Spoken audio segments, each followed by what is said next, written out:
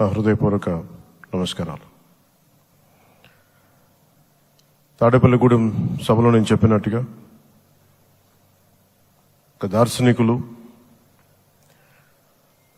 4 దశాబ్దాల సుదీర్ఘ అనుభవం, ఎన్నో ఒడిదుడుకులను ఎదుర్కొన్న తెలుగుదేశం జాతీయ పార్టీ అధ్యక్షులు శ్రీ నారా చంద్రబాబు నాయుడు గారికి నా హృదయపూర్వక నమస్కారం.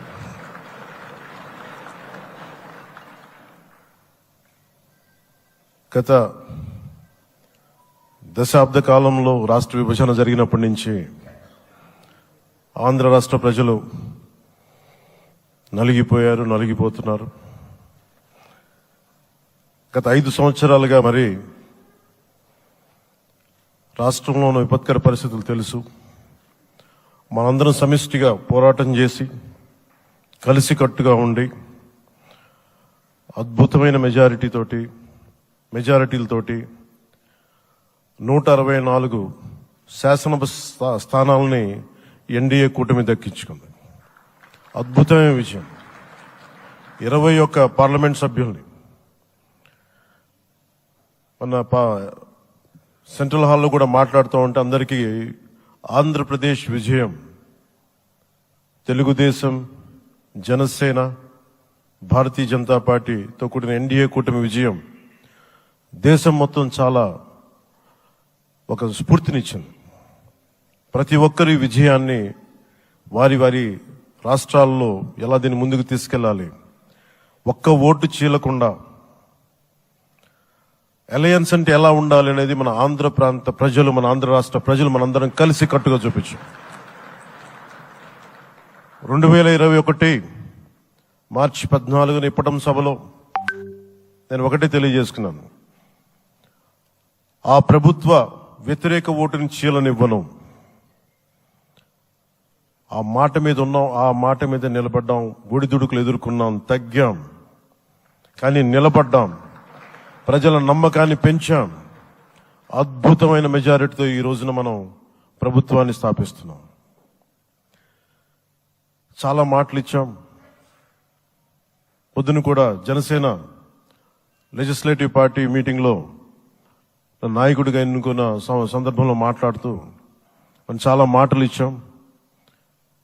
ఇది కక్ష సాధింపులకి సమయం కాదు, ఇది వ్యక్తిగత దూషణలకు సమయం కాదు. ఇది 5 కోట్ల మంది పైగా ప్రజలు మన మీద నమ్మకాన్ని పెట్టుకున్నారు. మన మీద మనందరం ఉమ్మడిగా, మనందరం సమిష్టిగా ఆంధ్రప్రదేశ్ ప్రజలు ఏ అభివృద్ధి అయితే కోరుకుంటున్నారో మనందరం సమిష్టిగా దీన్ని ముందుకు తీసుకెళ్లాలి, అభివృద్ధి పథంలో నడిపించాలి.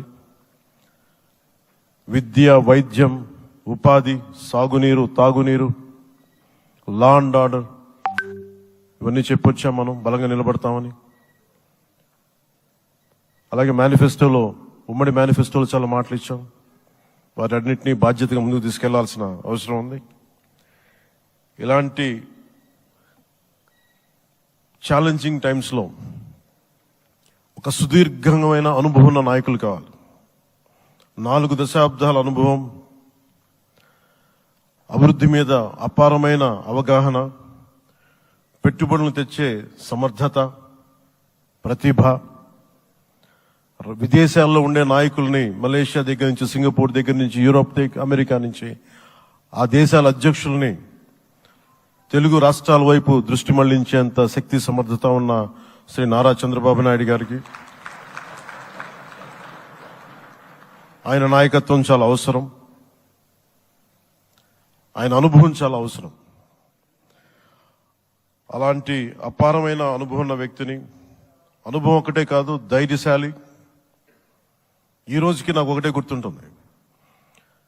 మన తాడేపల్లిగూడెం సభలో చెప్పాను, చాలా క్లేమోర్ మైన్స్ పేలిపోతే, జీప్ ఎగిరిపోయి కింద పడితే చొక్కా దులుపుకొని ఆయన మళ్లీ వచ్చి రాజకీయం చేసిన వ్యక్తి.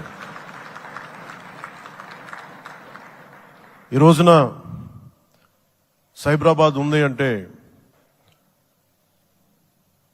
అది శ్రీ చంద్రబాబు నాయుడు గారి దార్శనికత. అలాంటి వ్యక్తి, ఆయన అనుభవం ఈ రోజున 2024 ఆంధ్రప్రదేశ్కి ఎన్డీఏ కూటమి తరపు నుంచి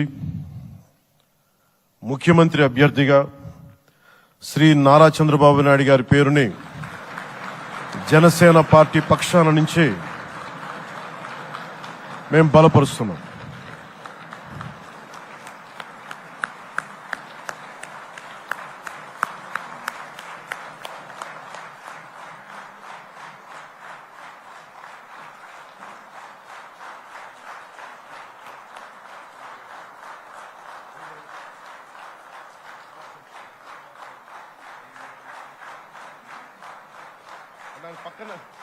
ఇది నేను ఆయన పక్కన పెట్టుకుని చెప్పాలి.